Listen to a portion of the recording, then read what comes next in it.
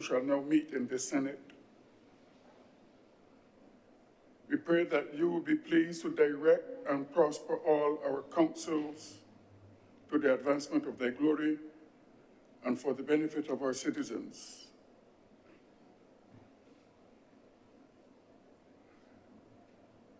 Give peace to all, reverence our debates, our discussions, that they may be frank and fair. And we ask for the direction of your Holy Spirit on us today, through Christ our Lord. Amen. Let us say together the Lord's Prayer. Our Father, thy kingdom come, thy will be done on earth as it is in heaven. Give us this day our daily bread, and forgive us our trespasses. It's not but deliver us from evil. Thine is the kingdom, the power, and the glory, forever and ever. With the grace of our Lord Jesus Christ, and the love of God, and his peace remain with us now and forever. Amen.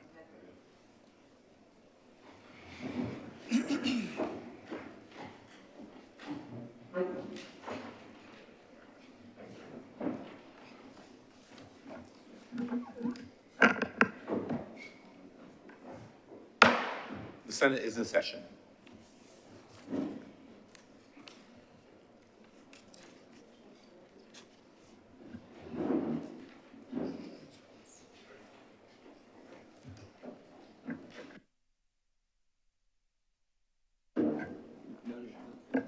Announcements by Your Honor. Minutes of our meeting held on 15th October 2025 for deferral. Mr. President, I beg to move the deferral of the minutes of our meeting held on Wednesday, the 15th of October, 2025. The question is that the minutes of our meeting held on Wednesday, 15th October 2025 be deferred. Will those honorable senators in favor please say aye? Aye. Those against please say no. The thanks the ayes have it. Those minutes are accordingly deferred. I have an excuse of absence for our chaplain, Reverend Wayne Curtin, who is unable to be with us today, and I want to thank Senator Reverend Charles Morris for leading us in prayer, and an indication of lateness from Senator Trent.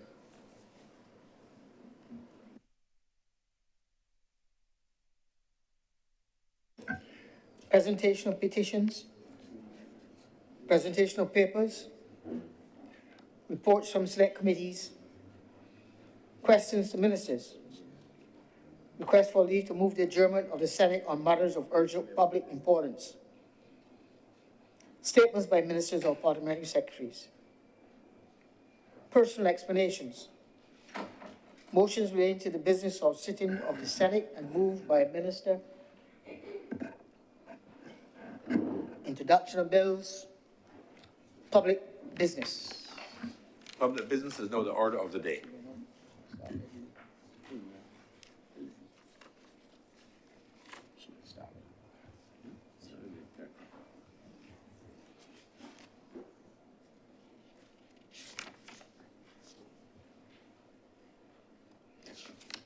Order number 12, sir. Order number 12, in the name of the Honourable Leader of the Senate, to move the second reading of the Caribbean Community Free Movement of Nationals Bill 2025. Senator Cummings. Thank you very much, Mr. President. I rise this morning as a regionalist. I start there, Mr. President. I rise this morning, Mr. President, as the mature embodiment of an 18-year-old student who left Barbados in 1992 to go to the University of the West Indies, one of the institutions of functional cooperation established by the Caribbean community. I stand this morning as a graduate, not once but twice, of that institution of functional cooperation of the Caribbean community. I stand this morning as an older embodiment of that then 18-year-old young woman, not 1992, 1994, as that embodiment of that young woman, 1992 was the BCC, of that young woman who lived on a place called Irving Hall. I was an Irvingite. And Irving Hall, we used to call it, and it is still called in some instances, the cultural melting pot of the Caribbean region. At that time, in 1994, Chancellor Hall, typically one of the oldest halls on the Mona campus, all-male hall, typically had predominantly Jamaicans who lived on that hall.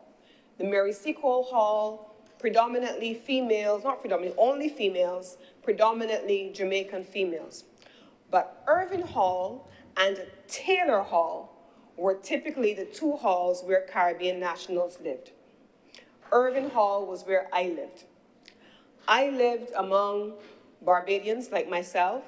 Some of them are today my oldest friends, my dearest friends. We still have a group chat actually at our almost 50-year-old selves called Irvingites. And one of us changed the title of that group chat to put an H in front of the I in tribute to some of our friends who, in their Jamaican lingo, would say Irvingites. Mr. President, I did not realize until I was that 18-year-old student who left Barbados to live on Irving Hall that I had an accent. I didn't realize that there was a Barbadianness about the way in which I spoke. It just was. I didn't realize, Mr. President, that Caribbean people from St. Lucia, from Jamaica, from Antigua, all living together had these commonalities. The way we talk, slightly different, but you hear a beat, Mr. President, and the way we move is in unison. And we move in one movement, almost in singular fashion, as part of an identity that was shared, that many of us as 18-year-old students in first year of university never realized. Coming out of that experience, Mr. President, I have permanently been joined at the hip to our regional movement. I have been permanently joined by the heart to our Caribbeanness. I have been permanently joined in my mind and intellectually to the notion of the evolution of Caribbean civilization. That's who we are, Mr. President, a Caribbean people that is more similar than we are different in a lot of ways that many of us take for granted in our day-to-day lives until we are outside of our known environment. Mr. President, how many times have you traveled outside of the Caribbean region and you heard an accent and you turned and you looked to the side, and sometimes it may be in some far-flung quarter of the world, and you hear an accent, and immediately, that's a Bajan, or that's a Jamaican.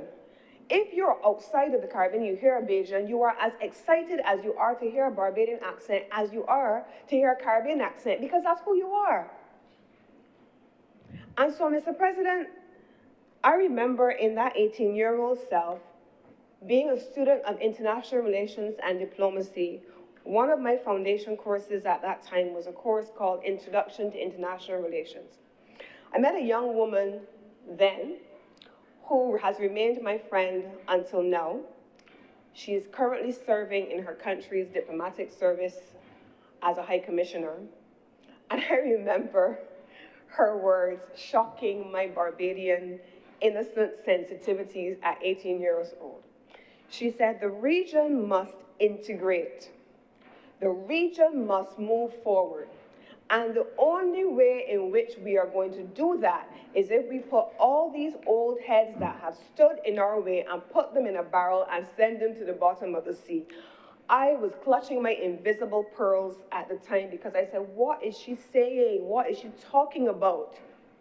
She was as fierce then as she is now, but the point stayed with me, that we must never camp out at what historically has been an obstacle to regional integration, but we must always hold on to what was intended for our people and move forward.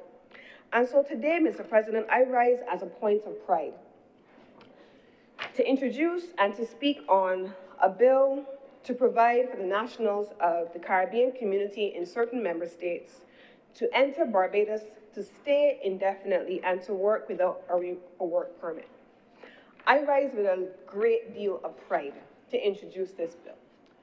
And today my presentation is going to cover a few things, having already established that I am a regionalist, having already established that I sit in a government that has been regionalist from the beginning of time.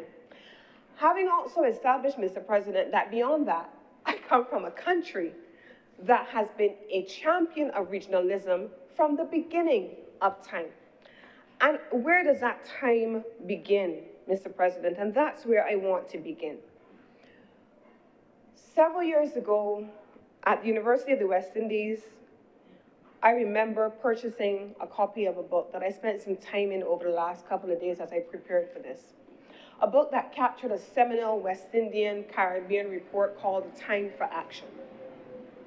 And I spent some time in that book, Mr. President, in preparation for that debate, because today my theme still remains, and I see it there in one of my colleagues, the time for action still remains now. In 1973, Mr. President, the founding father of this nation, our Barbadian nation, joined with a couple of other Caribbean prime ministers to create and to establish and to sign the Treaty of Chaguaramas in its original form. Errol Barrow, Prime Minister of Barbados, joined with Guyana's Forbes Burnham, Jamaica's Michael Manley, and Trinidad's Eric Williams to sign the original Treaty of Chaguaramas. Mr. President, at the time, these four founding fathers said a couple of things, and a subsequent prime minister described them as this: men of discernment and determination, the courageous pioneers of the future, not craven prisoners of the past. That's what they described them as. As I read that, I remembered my friend in first year university who talked about not being slaves to the past, but always moving forward. Then, Mr. President, in 1967, before we even got to the question of 1973, where the Treaty of Chaguaramas was established, Forbes Burnham said this.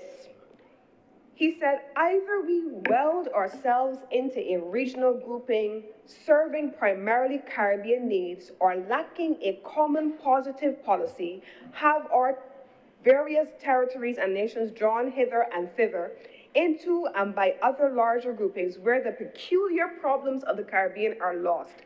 This, he said, is the naked truth. And there's a book that is titled by the following words, but it went on. I don't think I ever realized that the words went on. It says, either we integrate or perish. I know many of us know the book Integrate or Perish. But the actual quote from him said, this is the naked truth. Either we integrate or perish, unwept, unhonored. Unwept, unhonored. Who will cry for a lost Caribbean civilization if not us? And so then on the occasion of the signing of that original treaty, Eric Williams said this: there can be no new dispensation which does not mean the integration of fragmented economies of the people of the Caribbean by the people of the Caribbean and for the people of the Caribbean. Mr. President, this is who we are. This is the stock we are made of. This is where we come from. These are the men and the women in later years on whose shoulders we now stand. So, Mr. President, by the time we found ourselves at 1992, the seminal 1992 West Indians Commission report, Time for Action, there were a number of things that came out of that, including the vision for the Caribbean single market and economy. We now see the Caribbean single market and economy, and as Barbadians, and certainly as Barbadians with a prime minister who from Owen Alpha and before have been the people who have been the chair in the CARICOM quasi-cabinet with responsibility for the CSME, we take it almost for granted. The Time for Action set out the market that was to be the single market and economy. And that 1992 report was instrumental in advocating for the creation of the CSME. Coming out of that, Mr. President, we then moved a little further. We had the macro framing, and then we moved into what the minutiae of it would have been. We then went into what hassle-free travel was supposed to look like. We conceptualized the ease of travel and the freedom of movement. And then, Mr. President, something happened in 2013. I'm coming all the way forward to go back. A landmark case wrapped the attention of the Caribbean region. Shanique Myrie, known to all Barbadians, certainly of a certain generation, the Shanique Myrie case of 2013 attracted attention not just for the legal precedent that it generated, but for how spectacularly badly it was handled by Barbados at the time. So, Mr. President, but that notwithstanding, it created a legal precedent that has since then shaped the Caribbean's view of freedom of movement, how we see freedom of movement. So, Mr. President, I'm going to pause there because I want to go back. The case had a couple of implications. It addressed what was meant to be the nature and scope of the right of movement within CARICOM in the first instance. It established the supremacy of community law and the protector and custodian of community law in an institution that evolved since then in the Caribbean Court of Justice, the CCJ. It explored and exploded the dichotomy between freedom of movement and the movement for economic activity. It exploded it. It set a new precedent, and it then led to the attorneys general of the region meeting to qualify what these things actually meant. And in those meetings, and coming out of those meetings, it said that the 2013 decision emphasized that exemptions to the right of entry should be narrowly interpreted. It said that the Secretariat of the CARICOM Secretariat then was instructed to intensify training and sensitization of our immigration officials at the border to make sure that they understood that while that particular case initially exposed Barbados' shortcomings, it ultimately, and it quotes and it says this, ultimately catalyzed regional reform and clarified the legal foundation for free movement. It exploded the idea that entry into a country at the time coming out of that case was only for the purpose of economic activity. Then, Mr. President, I want to come to the various leaders of the Caribbean region. And I don't know of any luminaries in Caribbean Court of Justice law here, but I will defer where needed to the constitutional lawyer that I'm sure has studied this in great detail when the time comes. Mr. President, this country, Barbados, has had leaders over a long period of time in the post-independence era. I took some time, Mr. President, to go through the different things that they have said, the different issues that they have raised, and I can summarize them into some categories, Mr. President. In the first instance, in the 1970s, we had Earl Walton Barrow. Earl Walton Barrow focused on the foundational elements of the CSME and the CARICOM region. He focused on the visioning of where we should go and what it should be. He talked about what should be the political and normative basis for integration, and he talked about people-centered cooperation. Barrow's rhetoric at the time, during the 1970s, supplied the foundation for what later underpinned the CSME's people-centered interventions, and it gave the political legitimacy for the CSME treaty instruments that evolved later. Fast forward then, Mr. President, to the 1990s. Owen Seymour Arthur, former Prime Minister of Barbados, 3 terms, who became arguably the leading regional voice on Caribbean integration in the 1990s. And to this day, there are still elements of the integration movement, our regional integration project, that were spearheaded by Owen Seymour Arthur. The CSME itself is one of those shining examples. The policy implementation, the policy interventions of the 1990s were arguably led by this former Prime Minister of Barbados, who emphasized at the time the economic benefits of mobility and the importance of sequencing. He specifically in the 1990s designed what he saw as the CSME choices, how we can advocate for sequencing, and then introduce the notion into the Caribbean single market and economy of mutual recognition of qualifications, and I'm going to come to that in a bit. He looked at what would be the operational mechanisms required to institute movement, and then what would be the right of establishment. A right of establishment related in this instance to juridical persons, companies, corporate entities to set up an entity within a country. Whereas on the one hand, you have freedom of movement of persons, freedom of rights of establishment, freedom of movement of capital, and these things then constituted the CSME. Out of that body of work, we then had the revised Treaty of Chaguaramas, establishing in law the CARICOM single market and economy. But this became, Mr. President, in a contemporary sense, an interesting question. There are those who have said over the last few weeks, Mr. President, since this was introduced in Barbados, that there were, and I quote, missteps as to what could or should have been done. But, Mr. President, the original Treaty of Chaguaramas was signed in 2001. The revised Treaty of Chaguaramas was enshrined in the Caribbean Community Act of April 2003, Mr. President. It was proclaimed, Mr. President, in domestic legislation on January 24th, 2005.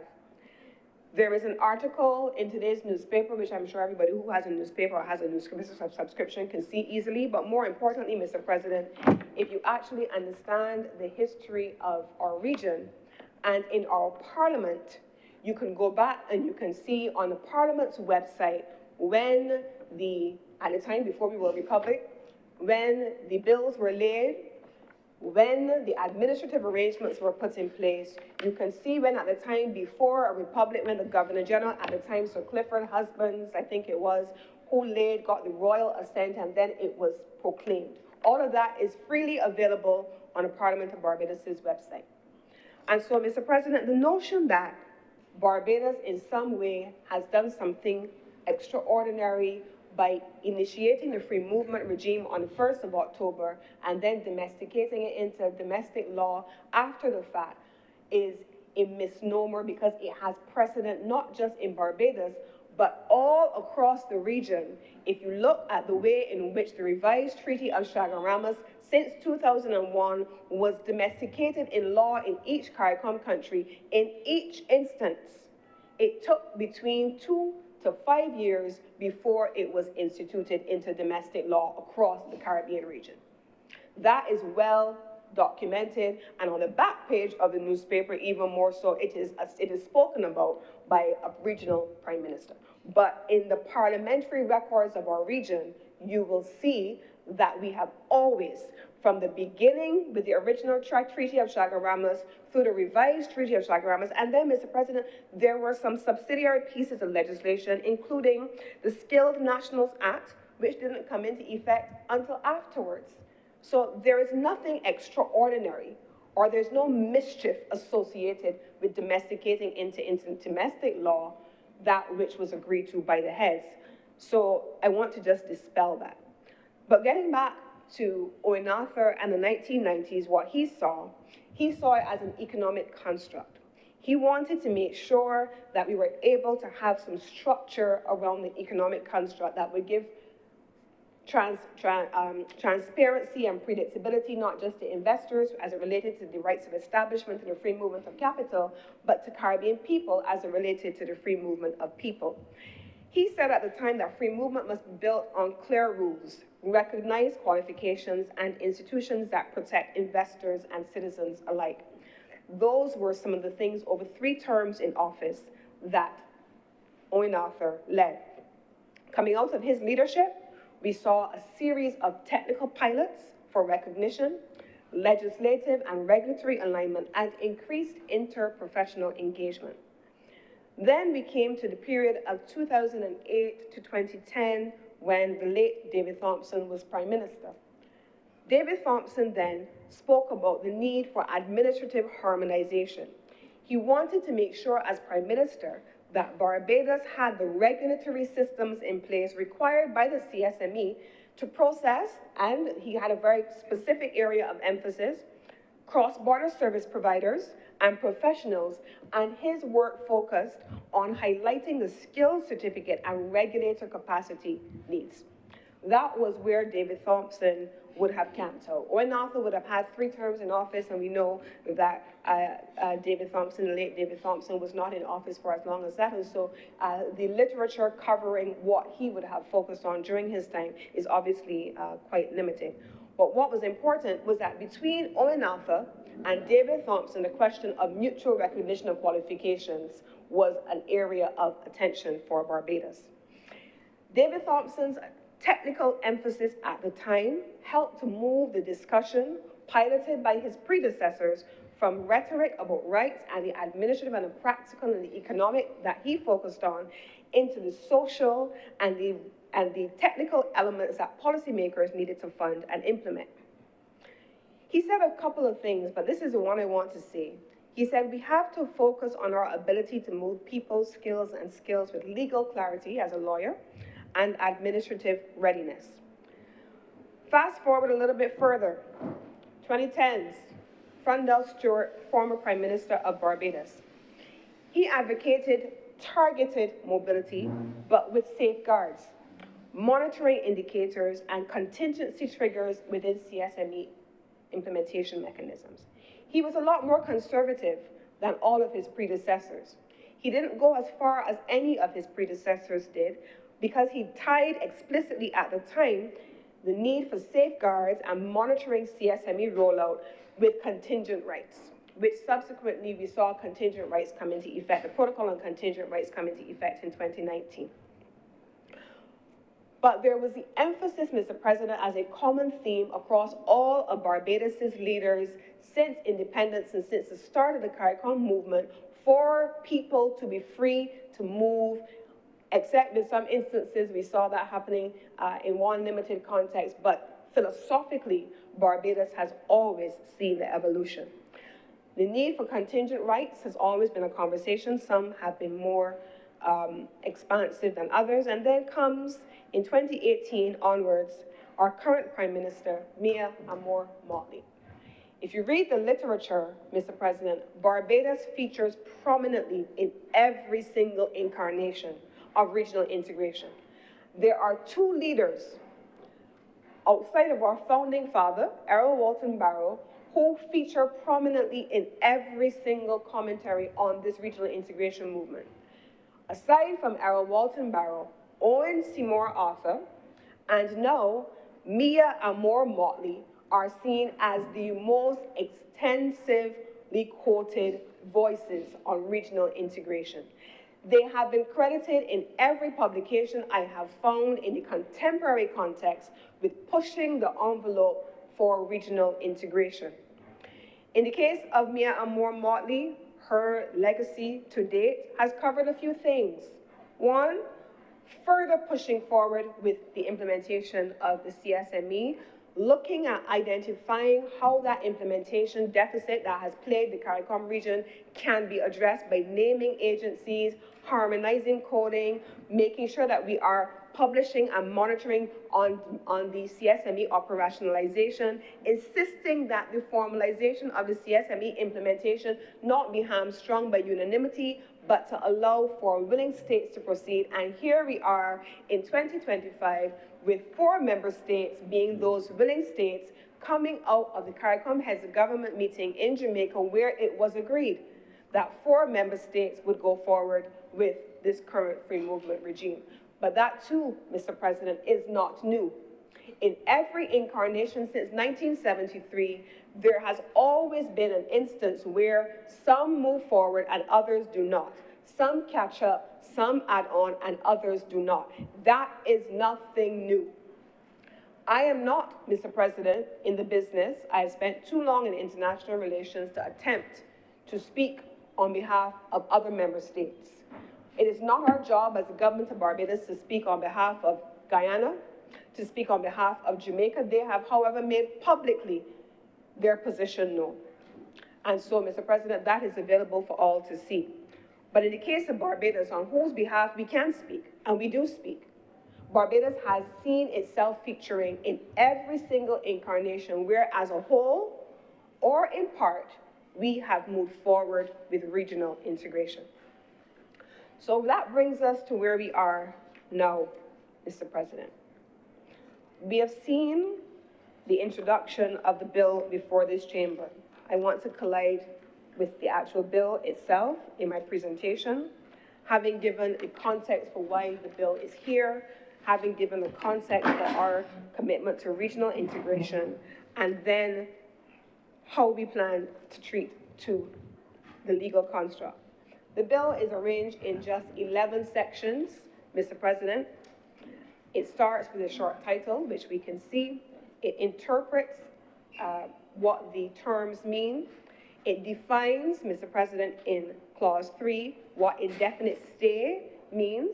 It talks about some special provision specifically for seamen in Clause 4.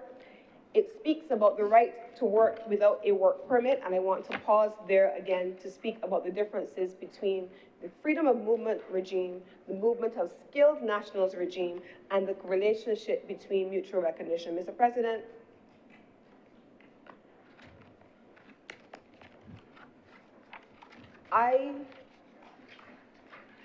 when I look at the screen, I see MSc there.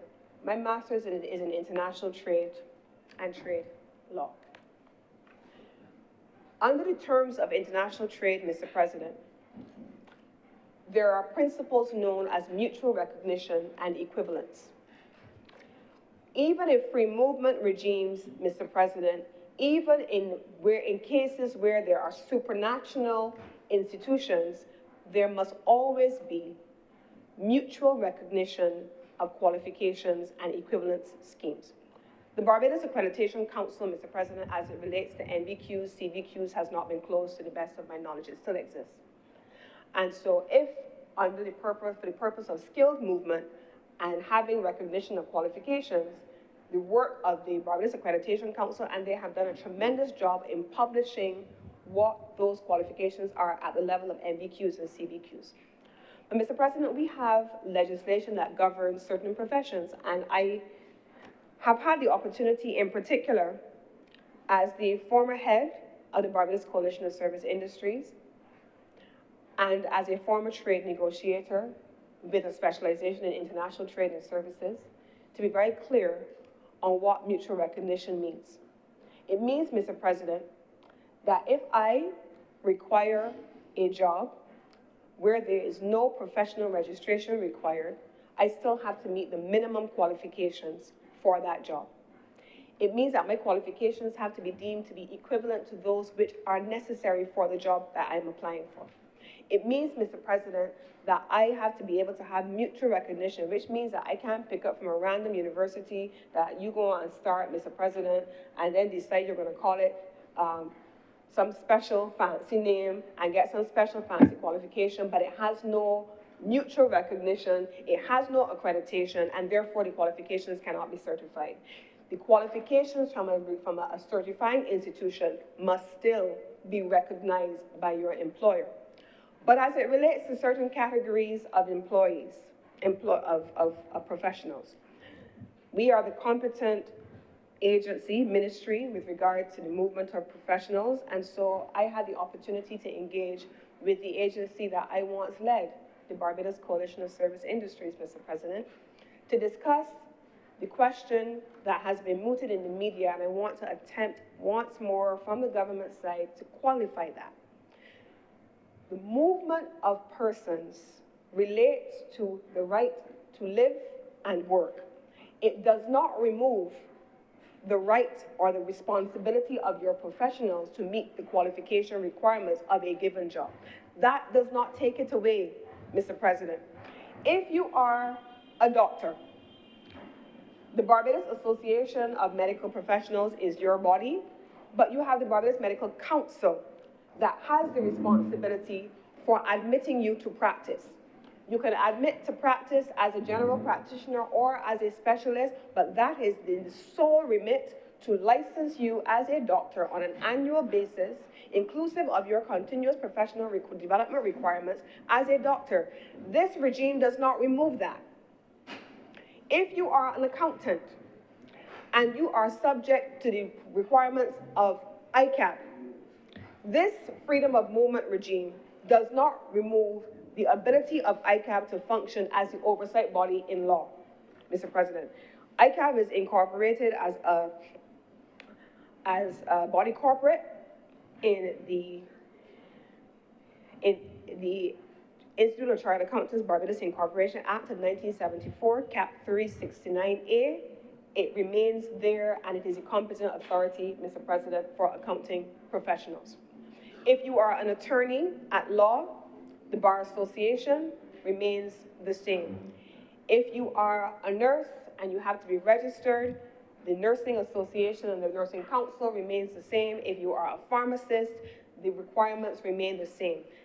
The freedom of movement regime does not remove those requirements. And I say that, Mr. President, with every confidence because I remember the context of negotiating the Economic Partnership Agreement where we had to be able to look at where the equivalence was in qualifications, in particular for these same sectors.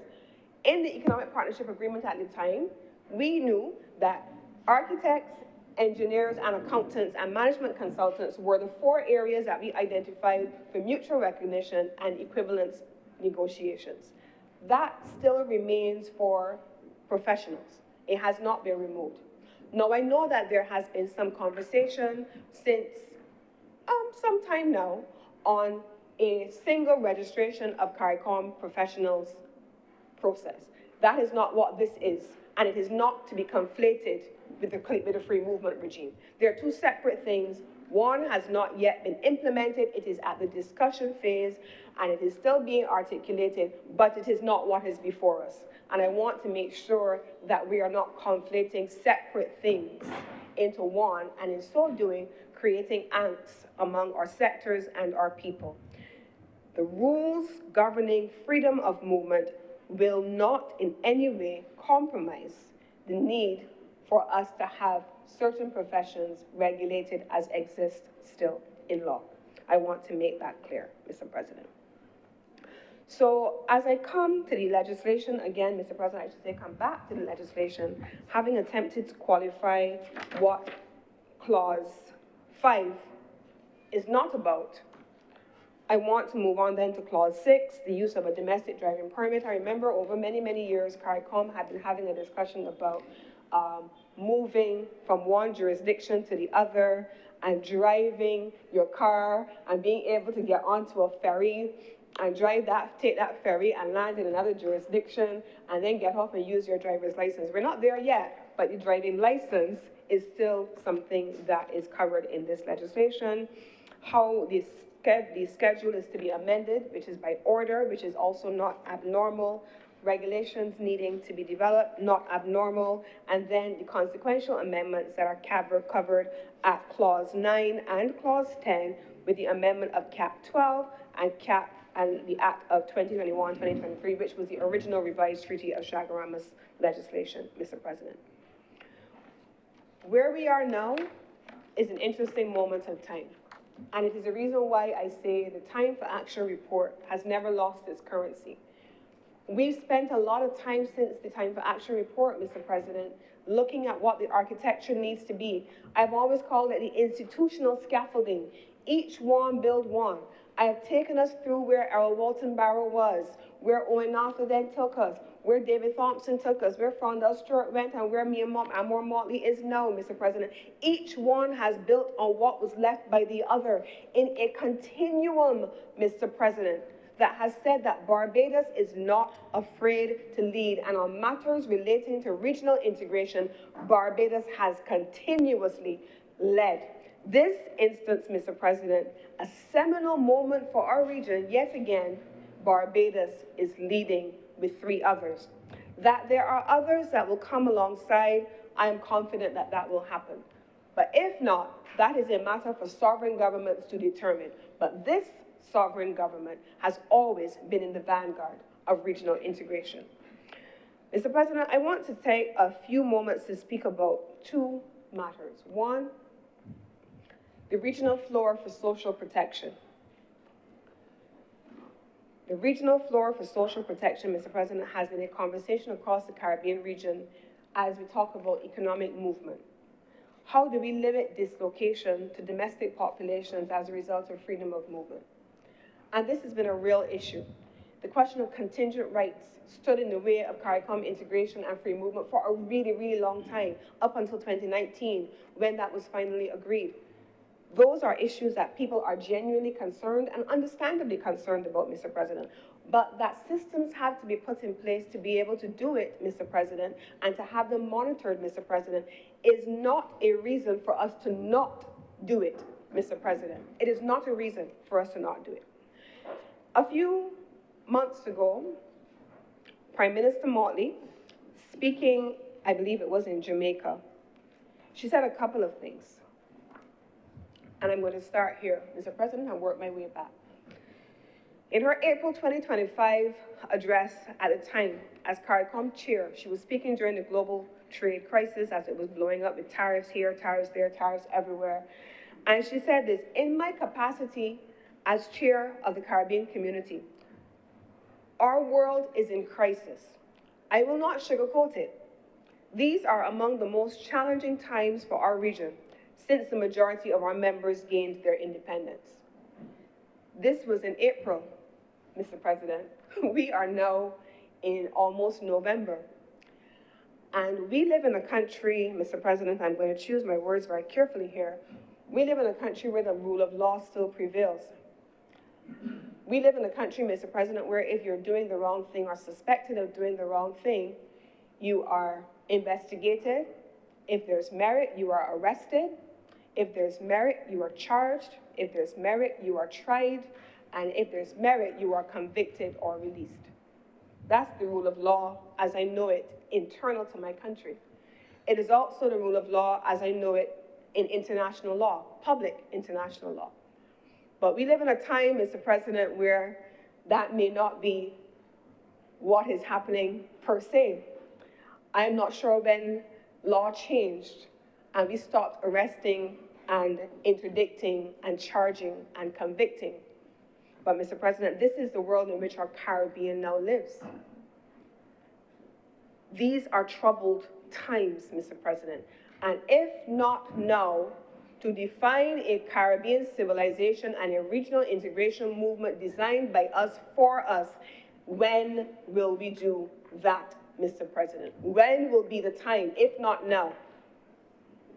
Prime Minister Motley also said to those who were not here, because she was using an example of those who have had similar regional experiences and what happened there. She said, those who wish to opt out or to cherry pick only which aspects of the regional architecture work best for them might well heed the lessons of Brexit and the $100 billion divorce bill Britain is now confronting because of the prospective loss of all the other benefits of functional cooperation that were seamlessly tied to its membership of the Union and taken for granted.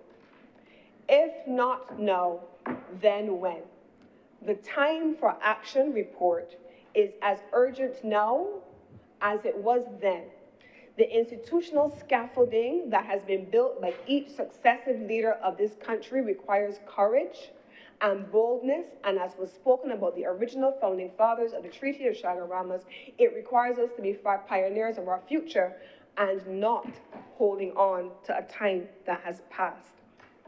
If ever there was a time, Mr. President, for regional solidarity, regional identity, regional unity, it is absolutely now, Mr. President. And so this bill before us, this bill talks about the movement of our people, the ability of people to come into Barbados and to live and to work. It sets up the administrative arrangements. When people land, Mr. President, they are given an indefinite stay. If they want to go back if they come in on vacation, as opposed to the 6 months, they're given an indefinite stay.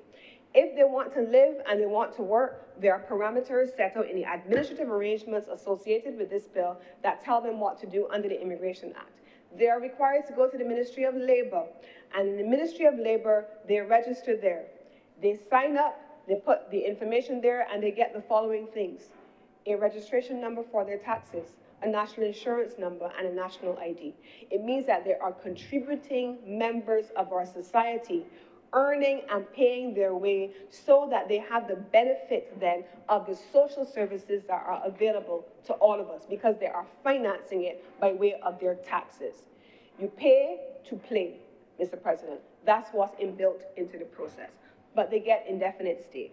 In the reverse, if we go to Belize, if we go to Dominica, and if we go to St. Vincent, we have the ability to do the same thing. So, Mr. President, this legislation here, as I close, gives us a pathway for the way forward. Barbados, Belize, Dominica, St. Vincent, and the Grenadines. 18th of September 2025, moving forward to implement amongst themselves in those small groups, pending the joining of others, to have free movement of Caribbean citizens. The 18-year-old girl who went to live on Irving Hall at the University of the West Indies campus, our flagship of functional cooperation, has had the absolute honor of her life, standing here, having spent the time over the last couple of days preparing for this debate. I've spent the time, Mr. President, making sure that as we talk about some of the issues, that we legitimize people's concerns. Are we opening the door for persons to come into the country illegitimately? No, we're not. Are we relaxing border controls? No, we're not. How do we protect Barbadians from the criminal element coming in, Mr. President? And that's where the beauty, again, of that institutional scaffolding comes in. The Prime Minister of Barbados, in a previous life, as Attorney General of Barbados, would have been instrumental in setting up an institution called Caribbean Impacts, so that when we think we're filling out forms, and we are filling out these forms when we are traveling, and we're like, what do you want all this information for? Little do we know that by the time we fill out that information, it is scrubbed through a system that says, are you this, are you that, are you on anybody's watch list? From Interpol to the US system, from across the Caribbean systems, your information is scrubbed to ensure that the borders of this country are safe. And that is what is expected to continue happening under the free movement of persons across the region. So border security is not satisfied. It's not sacrificed. Impacts is still there. The JRCC is still there. The Interpol databases, they're still there. The Caribbean region, we're still sharing information. The US, still sharing information. And collaboratively, we have been able to keep our borders safe. US Homeland Security in particular. And so, Mr. President, I commend this bill to this honorable chamber. I commend this bill to this honorable chamber filled with Caribbean nationals, filled with Caribbean faces, Caribbean voices, Caribbean movements, Mr. President, filled with the identity of who we are as a people, Mr. President. This is a chamber of Barbadians, but Barbadians of Caribbean descent. All of us in our homes, in our families, have family members who live overseas. I, as that 18-year-old student, Mr. President, not only did I not know that I had an accent until I heard it through the voice of somebody else. And everybody in this room knows that they love one particular word to pronounce it all the time. They all want to pronounce one particular word, which I can't use in this forum. But they get very excited when they hear a Barbadian accent pronouncing it. Black Rock. I know. Something like that. But Barbadian accents. We talk about how the other person talks. But what I also did not know, which is not so positive, Mr. President, was how other Caribbean countries viewed how we viewed them. I never knew that until I left home. I never knew, Mr. President, when I lived here, that people were so resentful of Barbadians calling them low islanders that come out here on a banana boat, who they're foreigners. I never realized how offensive it was to our Caribbean neighbors until I lived on the outside. I never realized, Mr. President, until I lived on the outside of us, how they viewed what they saw as an insulting Barbadian vernacular as it relates to our Caribbean neighbors. They didn't like it. And we dismissed it for many, many years as them just jealous, Suey. Them just jealous because we got this, and them just jealous because we got. We justified, in some instances, the way in which we spoke to, treated with, and saw our neighbors who looked like ourselves. The same people, Mr. President, now when we are on a train in a far-flung capital of the world, we turn when we hear the sound of their voices and the lilt of their accents, Mr. President, those same people. And so I don't want us, in a modern incarnation, to use legislation or occasions like this to perpetuate that which has caused our neighbors so much angst. What has been perpetuated on them by so many generations before us. And each time I've seen it and I've heard it, I was confused, Mr. President, because I remember as a young girl leaving Barbados and traveling to the United States on occasion, on summers, to visit with my family, and being very offended when people ask me if we have houses down there, if we live in huts down there. I remember, Mr. President, leaving Barbados and moving to Africa and living in an African country and being very offended by people saying, well, how you just manage out there with all them poor people? Who knew, Madam Deputy President, that in some instances you live far better? The level of insularity, Mr. President, that sometimes governs our conversations is oftentimes driven by the fact that we've always looked at ourselves from on the inside, never from on the outside, and how we see others and how it offends others, Mr. President. Our Barbadian people are Caribbean people. Our Caribbean people are our own. We are Caribbean civilization, and in the just concluded CariFesta celebrations, the big conversation on which, on that stage in Golden Square, right across the way, the Prime Ministers of Barbados and St. Vincent and the Grenadines, the Chancellor, the Vice Chancellor of the University of the West Indies, the Secretary General of CARICOM, and the Ambassador Sommer of Belize, who all spoke about who we are as a Caribbean civilization, Mr. President. We are still those people. And the questions of xenophobia and insularity, Mr. President, I believe that in 2025, we must have outgrown, because as we look outside our own region, Mr. President, there is no one in my life at almost 50 years old that I know who does not have a relative who lives in somebody else's country, who does not have children who have migrated and live in somebody else's country and live and work. There is no one that I know.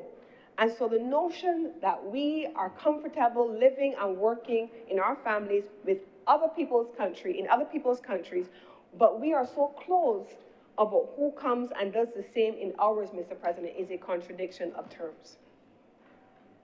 And it is something that has caused our Caribbean neighbors angst and hurt. The time has come for us to take action. The time has come for us to take action, Mr. President, on advancing our regional project. The time has come, Mr. President, for us to take action on putting the practical measures in place to implement our regional ambitions. The time for action has come, Mr. President, for us to put to bed our old insularities and our old xenophobic notions about who we are as Caribbean people. The time has come, Mr. President, for free movement of Caribbean people to live and to work all across this region. The time has come, Mr. President, and the time is now. And with these few words, Mr. President, I beg to move that this bill be read a second time.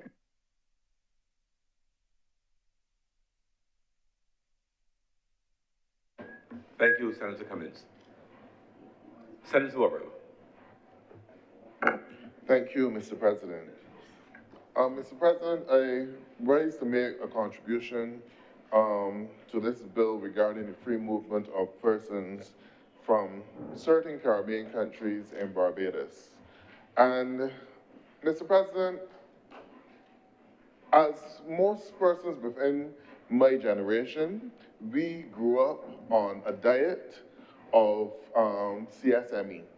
I believe that all of us in here at some point in time had to write essays. We had to on the benefits of the CSME and reach the regional integration process as we went through school for CXCs, for A-levels, well, not as, and I'm certain that it's being done at Cape, and then when we got into University of the West Indies for our foundation courses, that played a part of the process as well. This country has a reputation of always being one of the forerunners in terms of regional integration. This is seen, Mr. President, when we look at the Caribbean Court of Justice. It is Barbados who was one of the first countries to sign on to the Caribbean Court of Justice, and it is a sad reality today that those initial countries who signed on have not been joined by other countries within the Caribbean signing on and making the Caribbean Court of Justice their final court of appeal. But Barbados went first, we did it, and we signed on to the Caribbean Court of Justice, showing our commitment to regional integration and to the Caribbean single market and economy. I believe that before Prime Minister Arthur, Prime Minister Sandiford held the responsibility for the Caribbean single market and economy, and that tradition has always passed on to all of the subsequent Prime Ministers of Barbados to get that single economy working and together. And it has always been the view of Barbados that we believe in regional integration. We also, and going very far back, we always stood for regional integration. We all benefited from the University of the West Indies and having the opportunity to sit in classrooms with persons from other Caribbean territories. Some of us had the opportunity to go to other Caribbean states to study or even to work, or maybe just simply to vacation or follow West Indies cricket match to another Caribbean territory. So the regional integration movement is, Mr. President, is not uncommon to us, and it is something that we all support, and we would like to see it happening. We do have our reservations, though, after so many years of trying and not being able to fully get that integration happening.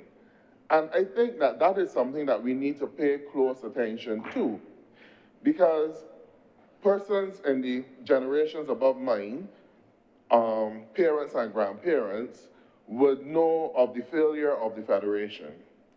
And the slow pace in which the Caribbean is moving towards all coming together and signing on to the treaties that bring about the regional integration, I believe it